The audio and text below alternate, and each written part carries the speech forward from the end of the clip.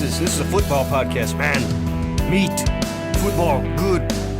Man, we talk football. We eat burgers.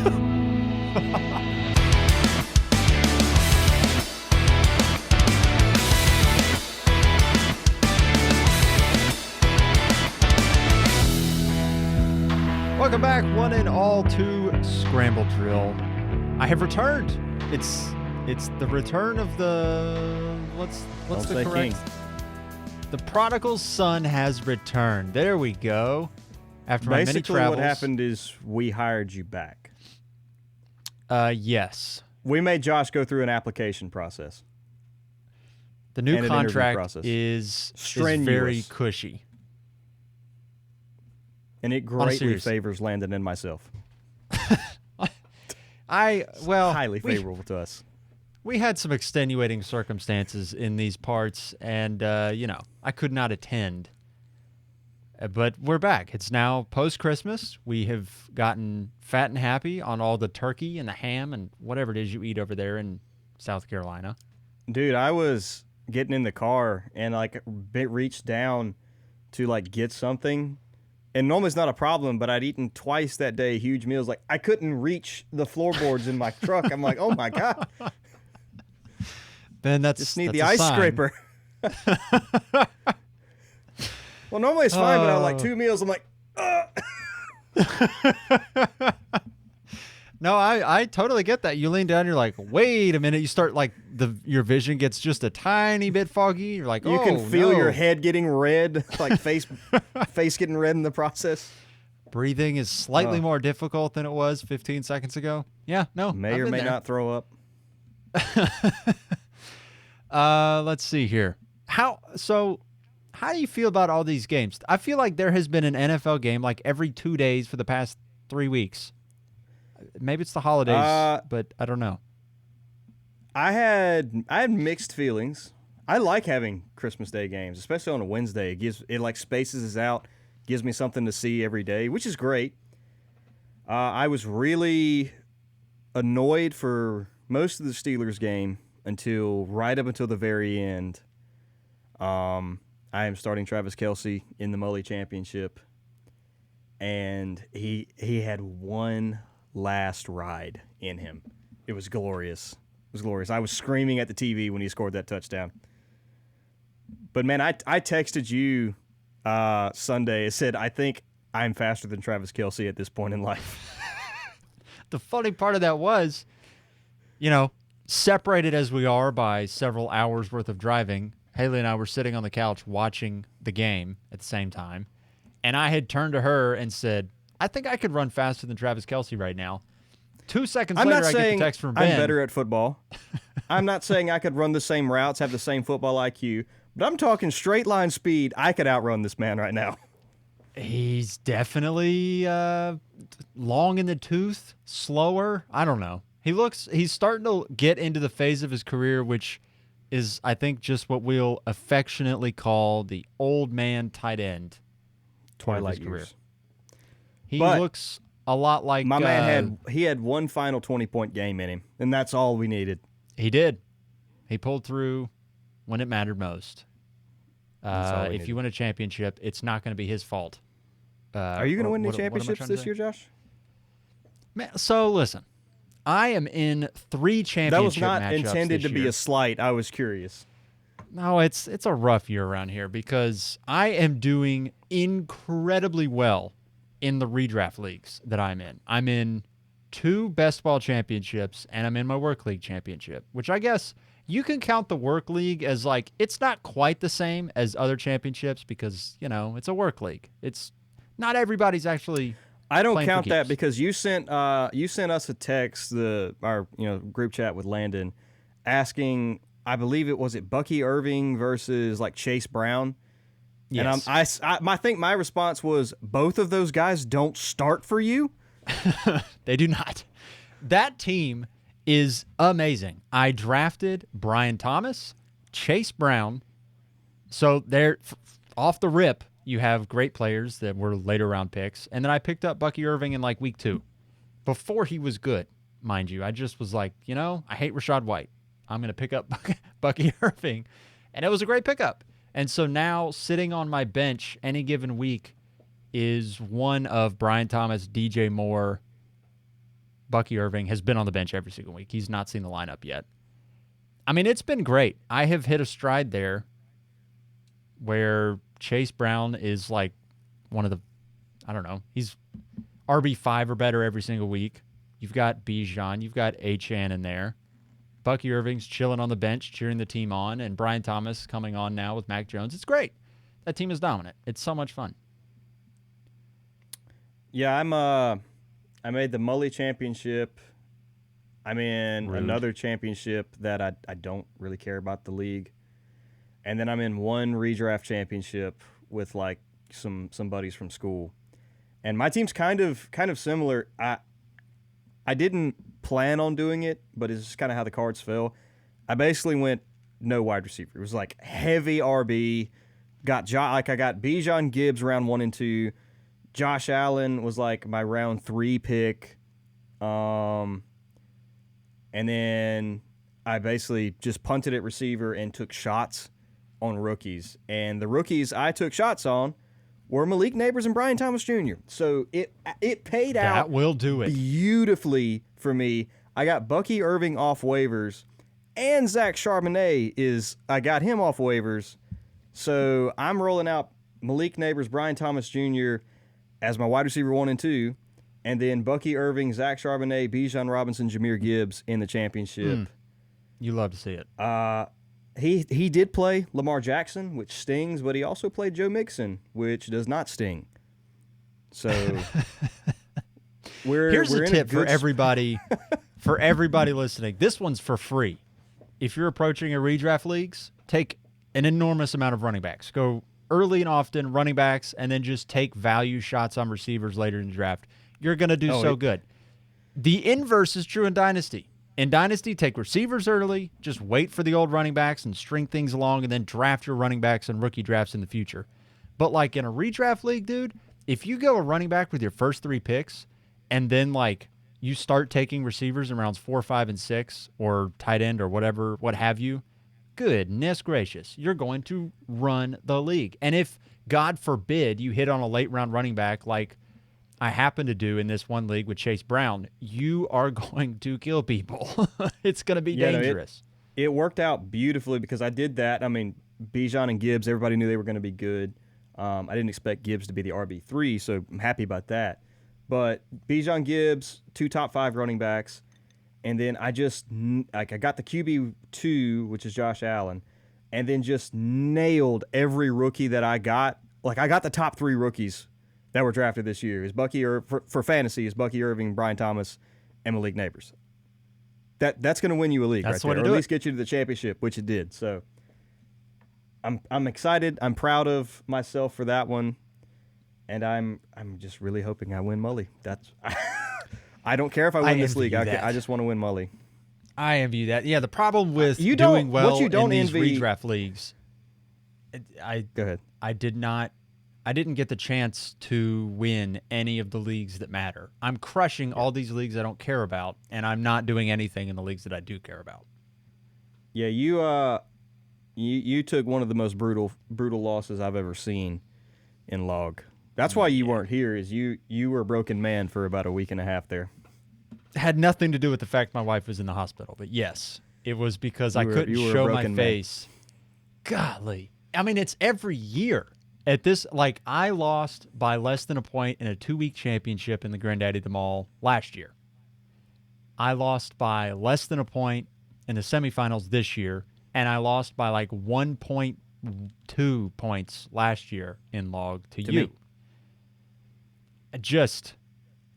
And these are the leagues that matter. These 2 leagues are the 2 leagues that matter, and it is 2 semifinal heartbreakers and a championship heartbreaker. Like, you should not lose by less than a point in a 2-week championship. It just shouldn't happen.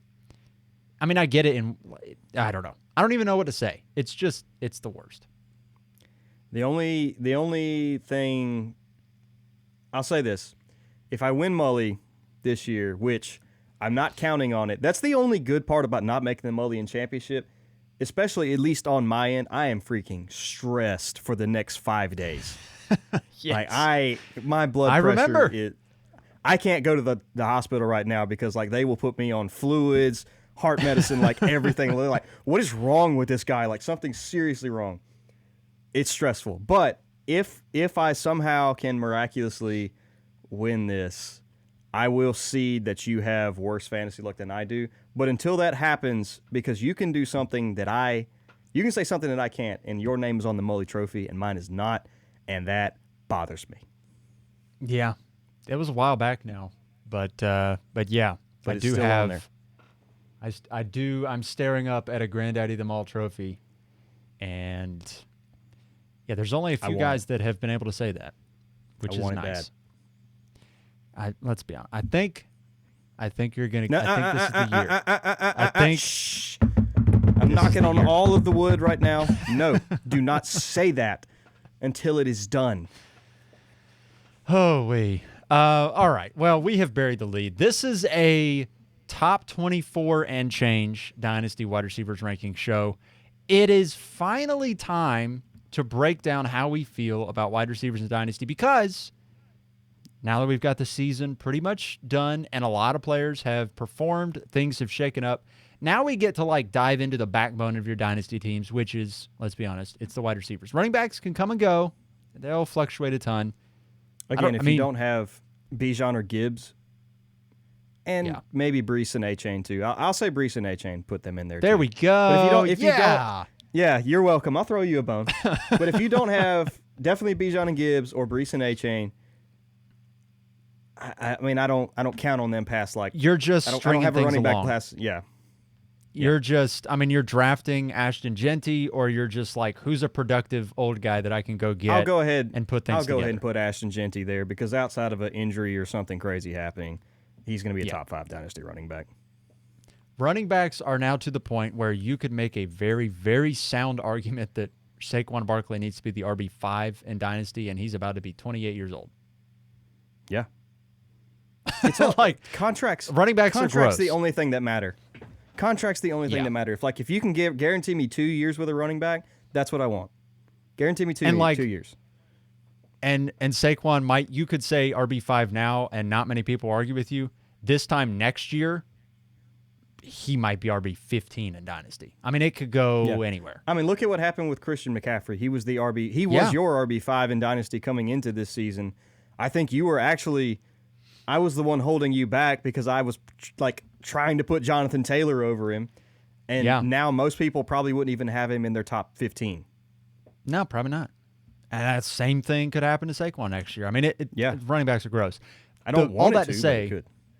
The backbone of your Dynasty teams, it's wide receivers. They hold value. They are the what are they? The Roth IRA of fantasy football. You invest in wide receivers, and you're not going to just lose value.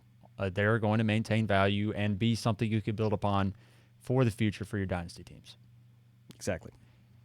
So we've got these broken out into tiers. And as we have been saying now for the better part of 3 years, it should come as no surprise to absolutely anybody that number 1 and number 2, in whichever order you prefer, Jamar Chase and Justin Jefferson. We happen to have Chase ahead of Jefferson, but you could pretty much. I want to say I was right. Oh, for your little shot called on Jamar Chase? It wasn't like it's not the most ridiculous, especially now when you people will say like, oh yeah, Jamar Chase is great. But like for real, going into this season, there were a lot of people not out on Jamar Chase by any means, but they were like they had like Justin Jefferson and like CD were locked in. They were 1 and 2, like tier 1 by themselves, and then it was like Chase and Amon-Ra and Puka in tier 2. And I was like one of the only few who was sitting there like, guys, Chase is not only like right behind Jefferson, he's gonna pass him this year, and he's gonna have a CD type season like he did last year. And lo and behold, he has. I said he was going to be the wide receiver 1 in redraft, which would lead to him being the wide receiver 1 in Dynasty, and it happened. Again, it's not an incredible victory lap, but it is a victory lap. I did say this would happen. I kind of want to, because I also had Chase in my rankings preseason as wide receiver 1. I want to go find here where I projected him out, my stat projections for Jamar Chase, because I was there to. I probably wasn't as vocal. Let's be honest. I know I wasn't as vocal as you were on Chase at the beginning of the season, but I was high on him. Nobody was low on him, but people were like, "Oh, I definitely give me CD easily." Like you're having to pay Chase in a first to get CD on your dynasty teams. I'm like, what are y'all doing around here? I had Jamar Chase down preseason for 103, 1,526, and 9.5 touchdowns. He is at 108, 1,516 touchdowns. Well on his way to being the Triple Crown winner. Well on in his fantasy, in real life. Anyways, that's probably even too much on these two because it's almost a foregone conclusion that at the top of your dynasty ranks, it's going to be these two guys. So it surprises nobody. Yeah. I just wanted to do my Jamar Chase victory lap. Sorry. Yeah. Oh, you have got to hop on the soapbox. You got to let the people know. Just like I should probably also hop on my Michael Pittman soapbox of wide receiver 42, where he happens to be currently ranked, and say, I don't want to say I told you so, but I told you so. That was 2 years ago, Josh. Oh, we don't need to get into that. The process was absolutely correct. It was 2 years ago. Anthony Richardson cannot I said support... mine 4 months ago. Yeah, you're right. Anyways, tier 2. CeeDee Lamb is top of tier 2 for us. Amon-Ra St. Brown. CeeDee Lamb's going to have CeeDee Lamb, I feel like he might have a Jamar Chase-esque offseason where people drop him down a little bit to where it's not necessarily going to be a steal value-wise, but any kind of dip for a guy like CD that you can buy on, do it. Yeah, CD is... I think people got a little bit too into CD last year. I mean, because people were putting him over Chase and Jefferson, and I could never get in that boat. And I think now that he is... I mean, he just got shut down for the rest of the year, so he is locked in at pretty much 1,200 yards. And we're sitting in Week 17. He just got shut down going into that. He is the wide receiver 4. Right. He's been a little bit inconsistent. He's still the wide receiver 4. Right. Yeah, I mean, he's had a great year, all things considered. And I think, he's a locked-in top guy. 3, I think, is great. That's probably where he should have been going into the year. People just got high on him because he'd had 1,700 yards. But 3 is where he belongs, which puts Amon-Ra St. Brown at 4. And I think, CD, I think, is pretty well locked in because we've got pass production and also situation. It's not changing there. Amon-Ra St. Brown, and I don't know how you feel about this. I do think Amon-Ra is where it starts to get a little bit interesting. I'm starting to feel like other players could pass him. And it's not because Amon-Ra isn't good. Here's why.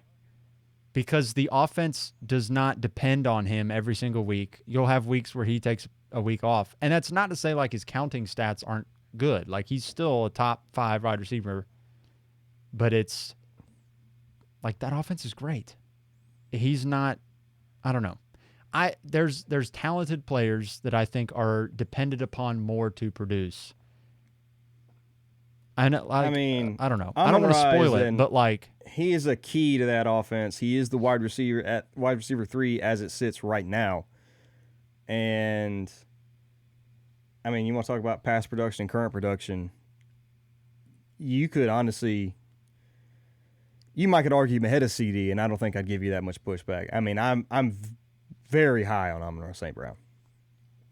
I do love him. Don't hear what I'm not saying, but the guys in this tier behind him, Malik Neighbors, Puka, and Nico Collins, I think Malik Neighbors, if you get him passable quarterback play, he's the wide receiver 1.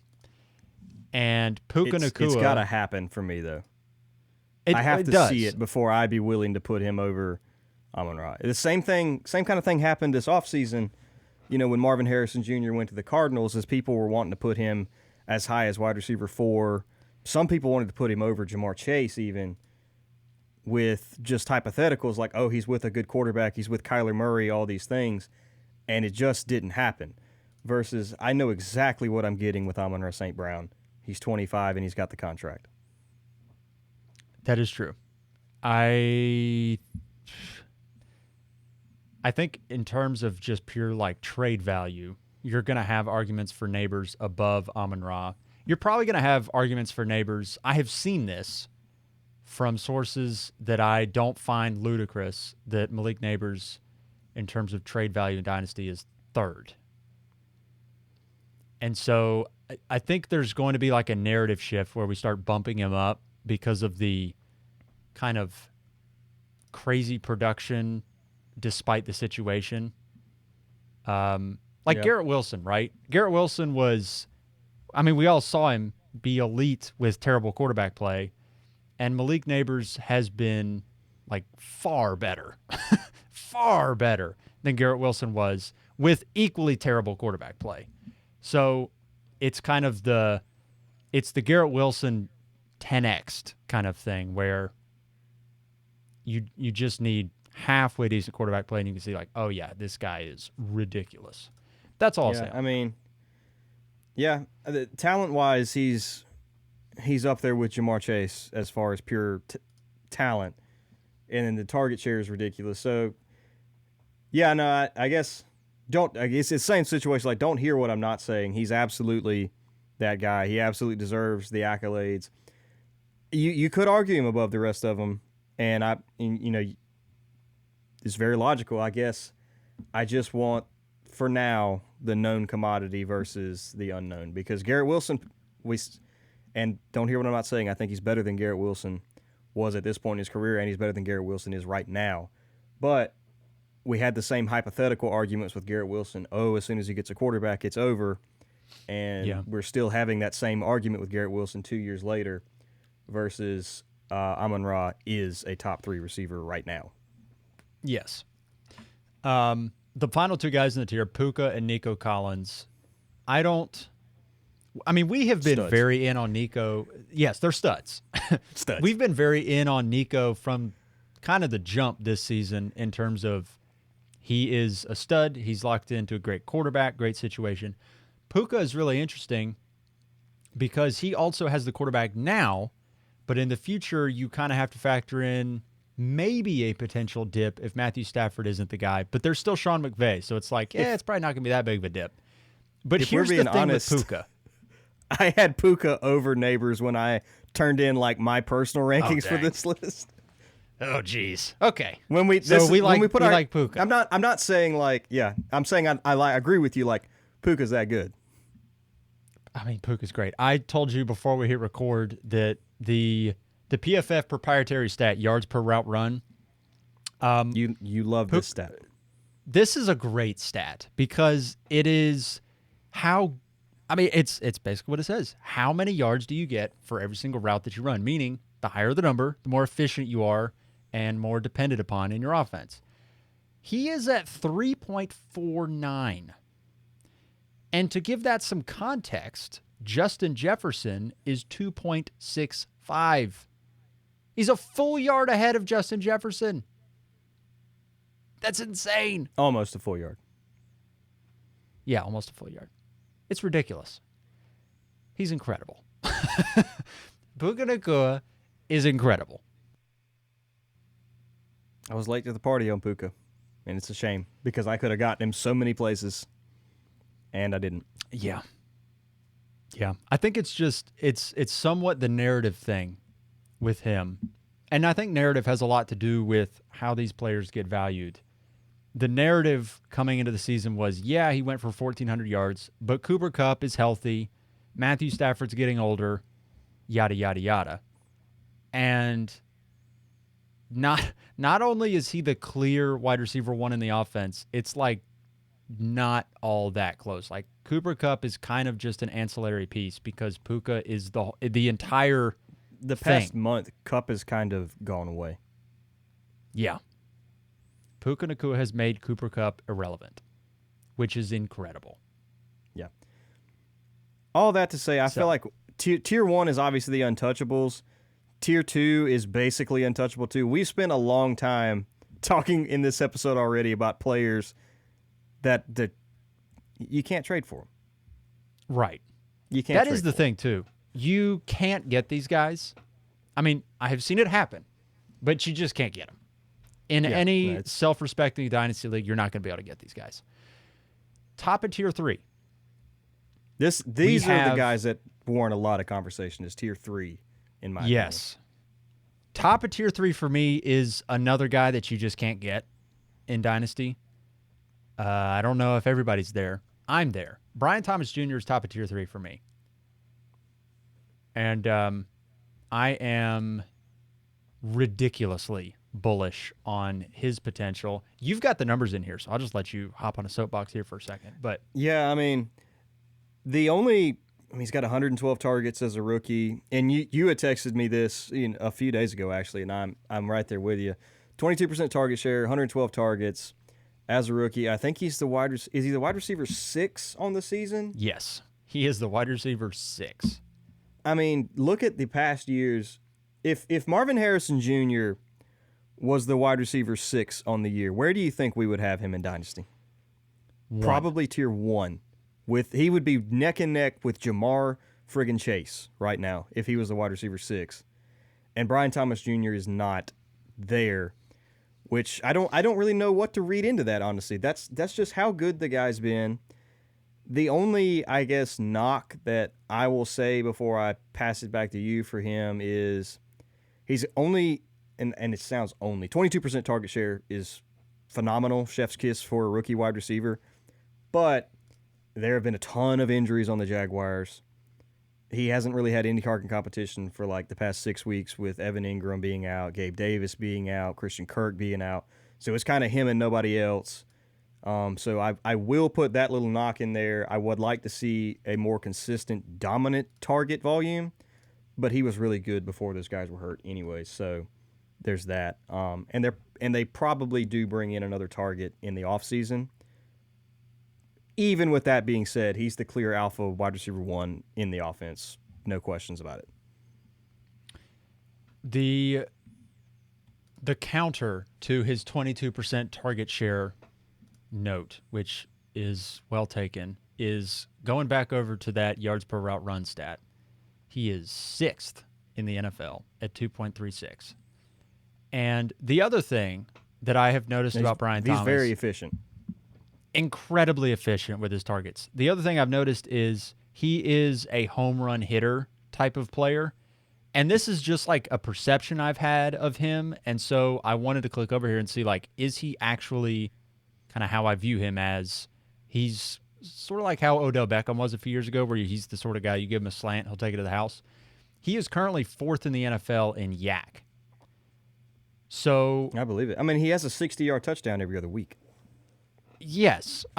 And these, like, it's something you can bake in with him where there's incredibly high ceiling there if the offense is not terrible. And he has been incredible with a bad offense. I mean, he's the only guy there, but you've seen now where he can be obviously productive as he's getting his sea legs under him on a bad team with Trevor Lawrence throwing passes. And then Trevor Lawrence goes out. And now after the bye, he's got double-digit targets every week with Mac Jones throwing him the ball.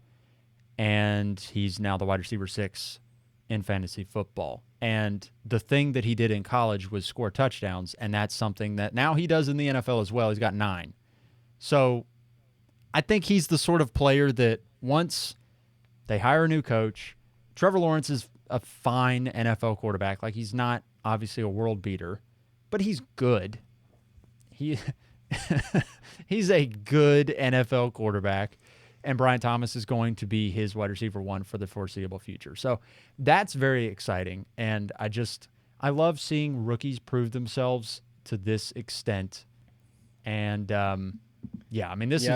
he's having the best rookie season of any wide receiver right now, and I say that including Malik Neighbors, but I think Malik Neighbors he's definitely just been in a terrible situation. Malik has far outdueled him as far as targets go, and I do think Malik Neighbors is a better player than Brian Robinson, a better talent.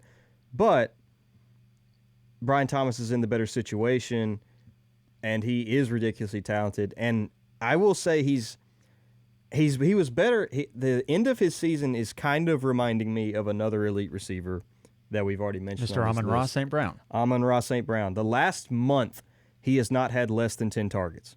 That is exactly how Amon-Ra St. Brown finished his rookie season, except Brian Thomas Jr. was better the first 10 weeks than Amon-Ra was his rookie year. Yeah. Oh, I remember. Amon-Ra came out at the end of the year, and it was like, yeah, but what was it? And T.J. we were not there with him. We were not there with it either. He didn't have the draft capital. It was like, I don't know. Like, every receiver's hurt. Hawkinson's hurt. Swift is out. He's the only healthy player they have. No, he turns out he's really good. He's just great. So Brian Thomas is right there. Your chosen son comes in right after him at the top of tier 3. Jackson Smith-Njigba is the next guy in here. I mean, I've been high on JSN ever since he was coming out of Ohio State. And props to Landon Davis, who couldn't be here with us this week. But my take at the beginning of the year was the Chase take. His was that JSN is going to be the wide receiver to own in Seattle and will be a top 15 Dynasty receiver. Technically, he was right, but JSN is a top 10 Dynasty receiver right now. And he's a top 7 receiver in the 2024. I think he's the wide receiver 7. He's right behind Brian Thomas Jr. And I mean, I don't know what to say other than I'm facing JSN in the championship this week in Mully, and JSN, do me one solid, my guy. I've been faithfully sticking with you ever since you came into the league. Drop a goose egg for me. One time. That's all I need. Drop a goose egg. I don't know why I didn't have a take, but y'all had great takes at the beginning of the year, and I don't remember any of my takes at the beginning of the year. I guess they just weren't keep the good. Receipts. We keep our receipts. I remember no take that hit. But back to JSN, 126 targets, 22% target share, which is right there with Brian Thomas Jr., but he's got 22% target share with DK Metcalf and Tyler Lockett. Not only did he pass Tyler Lockett, he passed DK in the office. Like, he's Geno Smith's go-to. Praise y'all's new offensive coordinator. I love that guy because he actually knows how to use his players effectively, which is amazing. So I actually had JSN over Brian Thomas Jr., but I don't disagree with having Brian Thomas Jr. over him, especially given the fact that he's doing this his rookie season. But I absolutely think he should be at least right there with BTJ. JSN, he is shot up rankings, and it's absolutely deserved. He's an elite prospect, and now he's an elite player. Yeah, I have no reservations, I guess, about JSN. The only thing that I'm putting a pin in and saving it for later is the Seahawks are like top 3 in the NFL in pass attempts right now. And that's fair. That's very fair. It is not to say that I don't believe in JSN as an elite producer. It's just that they're throwing the ball so much. Like, this is not the Pete Carroll Seahawks. This is a very different team. So, I don't know. Factor that in however you want to. It's just something that's like, I don't know if I'm fully believing that this is a pass-heavy team moving forward. Maybe it is, because it's just not been what it has been in the past. And obviously, there's a new coaching staff. Kenneth Walker just went to IR. Kenneth Walker is the T. Higgins of running backs. He's really good when he plays, but you can lock that man in for missing at least 7 games a year. So all the time. Y'all are going to have to keep throwing the ball with him as your lead running back. Yeah. No, it works. It's funny, too, because, Seattle is basically the exact same in terms of league standings as they are every year. They are always in the running for the number 1 seed. Fun to watch this year. Yes. Yeah. No, we are pretty much in the exact same spot we normally are. We're going to win 9 or 10, maybe 11 games. And we're not going to win a playoff game, but we're exciting. We're fun to watch. So I've enjoyed watching Seahawks games, except for this week. I am so scared of JSN. That speaks volumes to how great he has become. I am petrified of him this week in the championship. Number 10 and middle of the road here in Tier 3 is Garrett Wilson. He has he had good quarterback play this year? Some people tell me he hasn't. This is year 4 or year 3, and I'm sorry, he has not had good quarterback play. I can't decide for myself whether or not he's had good quarterback play. It's definitely not terrible quarterback play. It's also not great quarterback play. It's somewhere in that gradient in the middle where it's like, yeah, it's not amazing, but it's definitely able to support fantasy wide receivers. I've seen worse, but I'm also not sure if I have either. It's a really weird situation. But it's made Garrett Wilson the wide receiver 8 this year. So, side note, also facing him in the fantasy football playoffs. Garrett, please don't do it to me. Garrett Wilson's very interesting Please. because at points this season, he has looked elite. At other points this season, he has left a lot on the table. And Devontae hurt him. Oh gosh, yeah. Devontae. Well, there was a Wilson couple weeks. There was a couple weeks when Devontae came to New York that Garrett Wilson looked like the locked-in RB1 or the wide receiver 1 for the offense, and then now that has swung the other direction. Now, where the past 2 or 3 weeks, Devontae has clearly looked like the wide receiver 1 in the offense, and Garrett Wilson is saying he wants to get traded. If Devontae doesn't go to the Jets, Garrett Wilson is probably way higher in these rankings. Honestly. Yeah. Because he was starting to find his groove before Devontae showed up. Then Devontae came in and really stole his thunder. So we're kind of just – I feel like people are seeing that and we're like, oh, Garrett Wilson's not that good. No, he is. It's Aaron Rodgers' fault. Yeah, all of that to say, this is the first player that I'm not fully sold on. He can be gotten in Dynasty I'm from sold my roster on for the right price. Him. I'm not sold on his situation. Well, that's the thing. He's not going anywhere. They're not going to let him out of the building. And I don't know whose quarterback's going to be next year. Devontae Adams Rodgers could again. very well. It could be Rodgers again, which is If not going to be it's any Rodgers, better I than it is think right now. Devontae probably stays. Exactly, which is going to be terrible. Because, with Devontae, an off-season in New York with Rodgers, Garrett, let's be honest, Garrett Wilson's probably going to be like wide receiver 15. We're going to have another season where we go, okay, we need it to happen, and it's not really happening. I don't know. I think he's very talented, but I don't know how he's going to break through into that next kind of thing. He'll be like an A.J. Brown, where A.J. Brown was always good with the Titans, but he was never truly elite until he left and went somewhere else. That's what's going to happen with Garrett Wilson. Like when he's 26 and he finally gets out of New York and then he goes to an actually team that will use him, he's going to pop. That could happen, for sure. Coming right in after him is Drake London. I actually had Lunder over Wilson in my personal rankings. But composite put Garrett over him. Okay.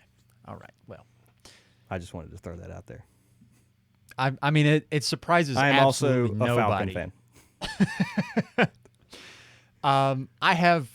I don't have a whole lot to say about Drake London, to be honest with you. I think he is very talented. He produces pretty well.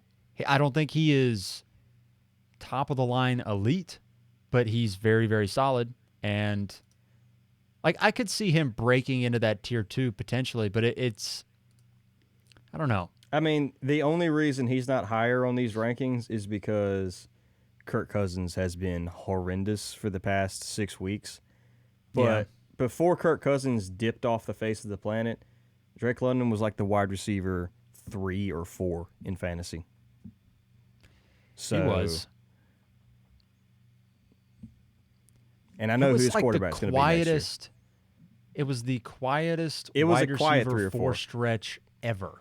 Because there's I remember we big were actually weeks. recording an episode. We were talking about where a guy's adjusting, and we let's see where Drake London's at, and we're all like, holy crap, he's wide receiver 4. Yeah, because he has between 15 and 20 points every single week. There's never a boom week that you write home about. It's just he's pretty darn good every single week. I trust Drake. I mean, he's got the target share. He's got jury's still out on Penix, but we at least know who his quarterback is going to be moving forward. He's also been a little bit banged up this year, but like he consistently gets 10 targets, sometimes more than that. So, I mean, I'm there with Drake London. He's legit. That means that at number 12 in our Dynasty wide receiver rankings is Marvin Harrison Jr. I don't know if JSN and BTJ or Marvin Harrison at 12 is the shock of the rankings. It's probably Marvin Harrison at 12, but I am finding myself incredibly lukewarm on Marvin Harrison right now. He hasn't looked. He himself hasn't looked that good, and I don't know if that's a him. I don't know if that's a him maybe not being as elite as we thought. I don't know if that is a Kyler Murray thing. Trey McBride is awesome. Don't get me wrong, but I don't think he should be out targeting Marvin Harrison Jr., which he is. He should not be, and he also missed a game, and he's still out targeting Marvin Harrison Jr. by 20 targets. That's not good. I don't even know what to say about Marvin Harrison. I don't want to overreact to his rookie year, but at the same time, when you have the perception that you have, and Malik Neighbors comes in and dominates targets, and by the way, it's not like Malik Neighbors has nobody else competing for targets. You got Wan'Dale Robinson in there, who, I mean, say what you will about Wan'Dale Robinson.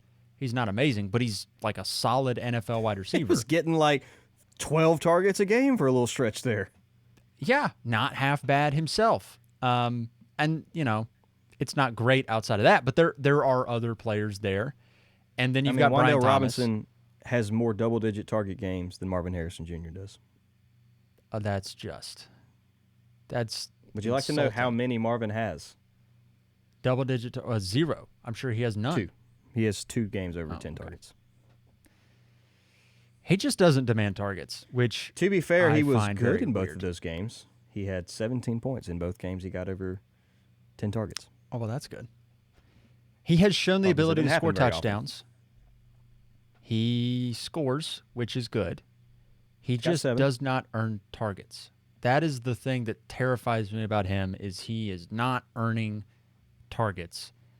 And other players in that draft class that were not as good as him, at least perceived that way, are earning targets at a significantly higher rate than Marvin Harrison is.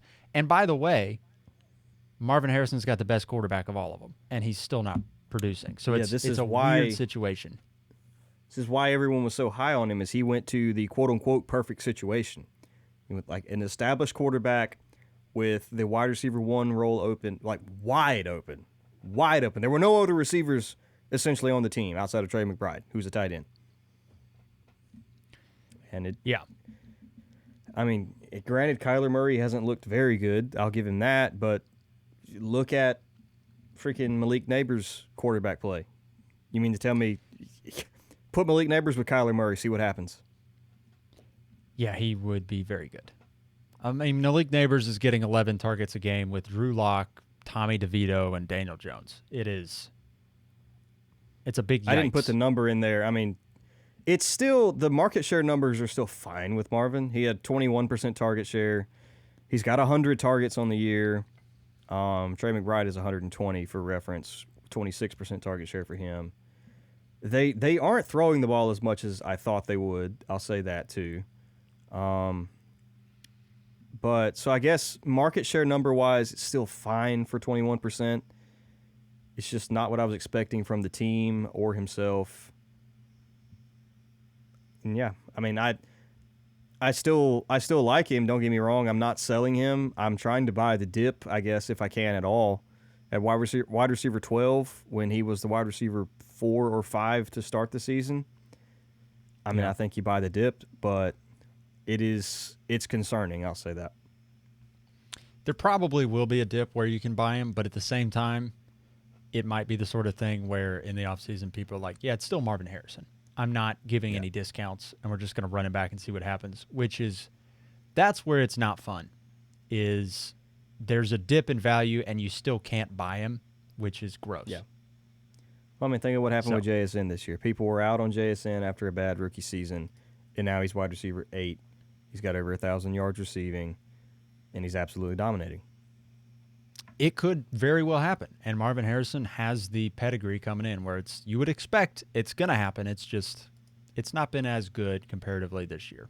But he's still at 12, and rounding things out here in Tier 3 are A.J. Brown and Rashee Rice.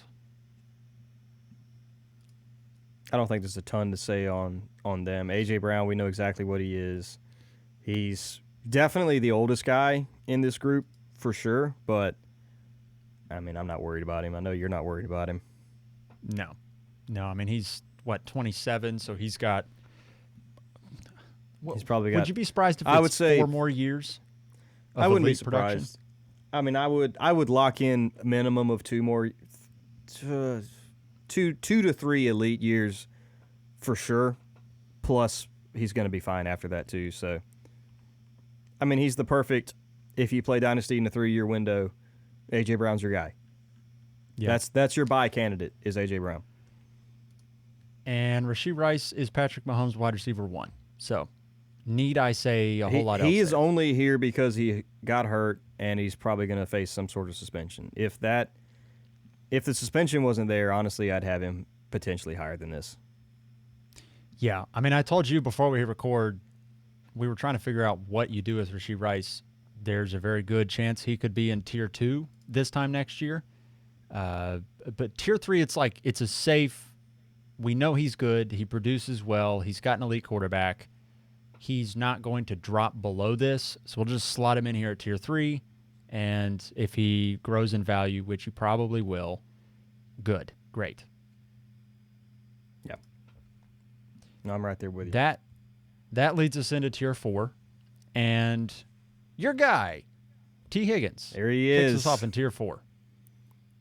Where would we be without T. Higgins being mentioned on our show? I don't know. I can't imagine really, where would a Scramble Drill episode without a T. Higgins mention. No, always got to have the T. Higgins cameo, and it's warranted, I think.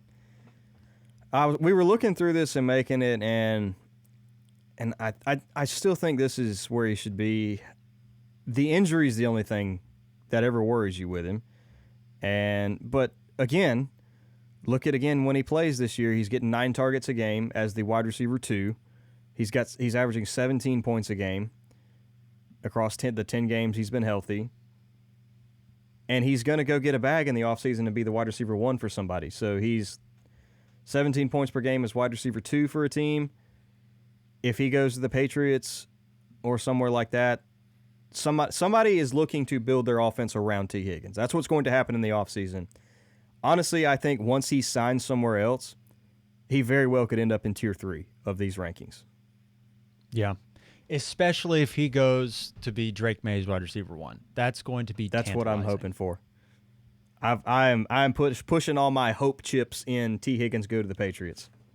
Yeah, because Drake May is legit, and we've just been begging for T. Higgins to get the chance to be a wide receiver 1 somewhere. And if there's ever a spot where he can do it, that would be the spot. They've got money, and they've got the quarterback. I'm sold. Yes. Yes, please. 16 for us is Ladd McConkey, which is maybe Ladd McConkey. He is the least sexy, very good dynasty asset I think I've ever seen. We went back and forth on Ladd versus T at 15 and 16, and we settled on Ladd at 16 because we think somebody is going to try to build their offense around T. Higgins in the offseason versus I think the Chargers are going to look to bring someone in to help Ladd out in the offseason. Not to say that he's been bad. No. He's not. He's been very fine. He's currently got 960 yards, which is, that sounds surprising. I'll be honest. You go, wait, he's about to have a 1,000-yard season? He's been a dog. He's been very good. And he's had multiple 100-yard games. He's been, pretty consistently very solid. It's just he's probably a slot guy in the NFL on a team that, I don't know how much they're going to throw year in and year out. So I mean, I think they've shown enough that they're willing to throw, and I think they've actually proven a little bit that they need to throw, because there have been times when they have backs up against the wall, defense takes away Ladd McConkey, Herbert has nowhere else to go. You can throw it to QJ, who has been a dropsaholic this year. But he's got like 7 touchdowns. He's got 7 touchdowns. He could have 14 if he wasn't dropping the ball. So, yeah, he's outside of Ladd, Herbert really has no other options. I might be dead wrong. Jim Harbaugh is insane, but I really think they're going to look to bring somebody else in, not to replace Ladd McConkey, but to work in tandem with Ladd McConkey. Yeah, I guess it's a matter of who they bring in. Like, would you be surprised if they go draft a Marion Hampton in the second round in the draft? I would not. And just be like, yeah, let's run the ball would not. again. And everybody goes, oh my God, Jim. Jim. But I wouldn't be surprised at all if they just reaffirm their belief in the run game, bring Gus Edwards back, go draft a dude that's a stud, But then at and the then same just time, bring in like late round receivers. I and also do that wouldn't be again. stunned, because I think the Chargers are going to have a decent amount of money to spend in the offseason. I haven't looked at the numbers for sure, but I think they're going to have a fair amount of money. What if they brought in T. Higgins? They could. Would that shock anybody? I don't think it would. No. But then that is the issue of you bring in a guy who I think is better than Ladd McConkey, and he's the wide receiver 1, and then how good is McConkey? I think there are scenarios where he maintains, perhaps even increases in value, but there's also a few scenarios where it's like, yeah, he's not that good. At least not as usable in fantasy football moving forward, for either the reason they lean in on the running game, or they perhaps draft a receiver in the first round that's as good or maybe even better. Yeah. Or they go invest in a T. Higgins or something like that. Yeah. It's just a bit more of a gray area with McConkey moving forward. It is not he's not good either. I'll say that. No, I I think think Ladd he's is actually good. an extremely good receiver. Like, he's not saying he will, but I think he could have Cooper Kupp levels of play in his future. Like, he's an elite slot guy, awesome route runner, quick feet. Like, he has got ridiculous PPR potential. He could, yeah. I just think they're going to try to help him out versus leave him by himself. Yeah, this will be after draft night and free agency, we come back together and reconvene on Ladd McConkey and be like, okay, what moves did they make and how does this affect Ladd McConkey? Because right now it's like, I don't know. There's several different avenues they could go down, and I'm just not sure what they do. And still, after your rookie drafts and after this season, if you told me Ladd McConkey was going to be the wide receiver 16, I still think he gets drafted exactly where he was getting drafted in rookie drafts, maybe even a little bit higher. So, Probably, yeah. 17 is Rome Odunze. boy, he fell. Yeah. I still his fault. really like Rome Odunze. Yeah, and I'm not out on Rome at all. Not even a little bit. I think if there was any dip or is any dip, you buy it because I think he's awesome. And I mean, think Keenan. I'll be stunned if Keenan's comes back. I would be very surprised. I would not be shocked if Rome Odunze is the wide receiver 1 for the Bears next year. No, Like, that wouldn't shock me at all. especially it with wouldn't the new shock me if coaching he's- staff coming in. Right. It wouldn't shock me if DJ Moore is their guy and he's locked in 1, but it also wouldn't shock me either if Rome Odunze is like equal to or greater than DJ Moore in the offense. Like, he's very, very good. So it's just a rookie quarterback kind of deal on a bad team. He hasn't necessarily popped the way some of these other rookies have shown up. I mean, you can be looking at I'm trying to think of awesome wide receiver duos, like when both of them are clicking, like a Devonta Smith, A.J. Brown type of scenario, something like that. That could certainly be in the future for that team. Like, if they just get some competent wide receiver or competent offense going, which I think they can. Like, Caleb Williams, I think, is a good quarterback. Yeah, I've heard whispers about Pete Carroll. Really hope my it's not God. Pete Carroll.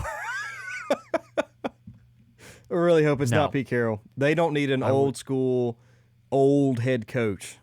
That is not going to work for them. I would not want Pete Carroll.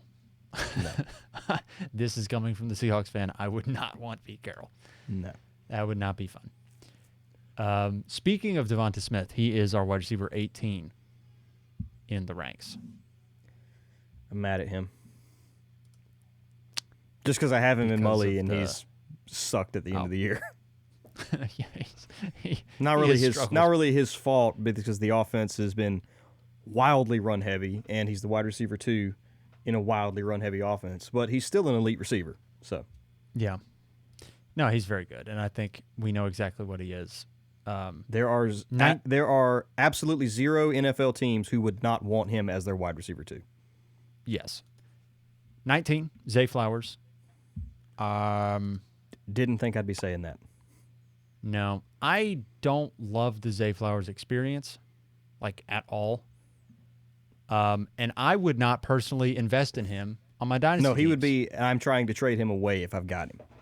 Yes, because But at the same time, yeah, he's very talented, but in Lamar Jackson's, like, far and away best season ever as a passer, he is either very good in your lineup or he's, like, legitimately garbage. And I don't like players that do that. you know, he is not a confident. I guess he is a starter every week for most fantasy football teams, but he's a starter hoping he catches a 60-yarder from Lamar, and if he doesn't, he's probably getting 6 points. Yeah, I mean, he literally either has 120 yards and a touchdown, or he has 30 yards, and that's it. It's frustrating. There's no in between. It's incredibly frustrating. You don't have it's not like he's a guy that goes and gets you 60 to 75 yards every single week, and then you just hope he scores. He's either very, very good or, like, horrible. And I hate that. I don't like that experience. I don't want to sign up for it. I don't want him as my wide receiver 2 in Dynasty. I don't really want that in my flex spot, to be honest with you, unless it's best ball. We have got him ranked as a wide receiver 2, but I would be trying to tier up from him as quickly as I can. Or I would just go get an older guy that I know is more productive. This is true. 20 is Jalen Waddle. In the I can't quit these guys because I know they're good tier, Landon, I know Landon would probably have him even a little bit higher than we do here, but Did you listen to our last episode we did, right, where me and Landon had this guys? Okay. Yeah, I know. Can't quit him. I know Waddle. He's too good. He's an addiction you can't kick. But at the same time, I think I'm just, like, not. He is. I don't know, dude. If I have him, I'm holding him. He's not a. Zay Flowers is a clear sell on my teams, Yes. even though we have Zay Flowers technically ranked ahead of him. Jalen Waddle is a hold, in my opinion. Like, I do not want to sell Jalen Waddle for less than he's worth. But at the same time, I don't feel good right now if he's my wide receiver 2. Dude, I don't feel good if he's in my flex. No. Like, I don't feel good if I have to put him in a lineup where I need points because I don't know if he's going to score any. But Tyreek's showing his age a little bit now. He's not the superhuman he once was. No, he's not. The offense is just different. That's really what it is. They are a Jonnu Smith and Devon Achane offense. Devon Achane put him here. Yes. If you want to be mad at somebody, go talk to Devon Achane. And it's so funny because Devon Achane has done very good things this year, but it's not just because Devon Achane demands they give him the ball. It's because Tua Tagovailoa gets hurt all the time, and so now they have turned their offense into a short pass, run after the catch offense, which means Achane and Jonnu Smith are catching these 3-yard passes and turning them into 11-yard gains, and that's the offense. They don't throw downfield anymore because they don't want Tua to get his brains bashed in. They may have they may be one read. He's either looking at Waddle, at Tyreek, or maybe Waddle, and then immediately he's finding Jonnu or Achane. Yes, no, and that is it. That is the offense. And it's been great if you've had Achane. It's been great if you've had Jonnu Smith, but it's incredibly frustrating for the receivers because they're not the engine of the offense anymore. They are just They're just good receivers that don't get thrown the ball as much as they probably should be. Yeah. So, Waddle's, golly, I don't It's even. sad, but Yuck. It's unfortunate. DJ Moore and Terry McLaurin round out this tier here, tier 4. I don't have anything to argue against those guys. I mean, people have been saying for years if Terry ever gets a quarterback. Well, guess what? Terry got a quarterback. He's great, dude. He's got 12 touchdowns. Terry, not only did Terry get a quarterback, Terry got a guy. And you know what I mean when I say a guy. Terry got that dude throwing him the ball now. Yes. Yeah, he got a stud at quarterback. Absolute and monster. He is dominating. He's currently sitting on 73 receptions, 1,029 yards, and 12 touchdowns. Terry's been very efficient. I guess And if you have any knocks on Terry, one more week, Terry. yeah, I'm starting him in you've Mully. got One more week, Terry. I need you to shred my Falcons. You have had a few weeks where he just hasn't shown up. Like you've got a week 1, 2 for 17, a week. Let's see, what is this one? Week 9, 2 for Is that 19. against the Eagles? A week. Let's see. One of them was against the Giants. One of them against Tampa Bay. You've got a 1 I for know he had a bad 10 game against the Eagles too. Yeah, that one. Yeah. So you've also But got the past month or 6 so, for he's been 22. really consistent. He has been. Yeah, each of the past 3 weeks, he's gotten over 60 yards, and he's been scoring at a ridiculous rate. So there's that. But he's been very good. You feel good about him. It'll be interesting to see what they do in the offseason because I see a whole lot of people, or the popular thing is to mock a wide receiver to the Commanders. So we'll see. They need one. And for whatever it's worth, would you be surprised to know that Terry McLaurin is 29 years old? No, I knew he was that old. He's an old guy. So, I mean, he's 2 years older than A.J. Brown, which is crazy. And we're not really worried too much about Terry next season. At least I'm not. I don't know about you.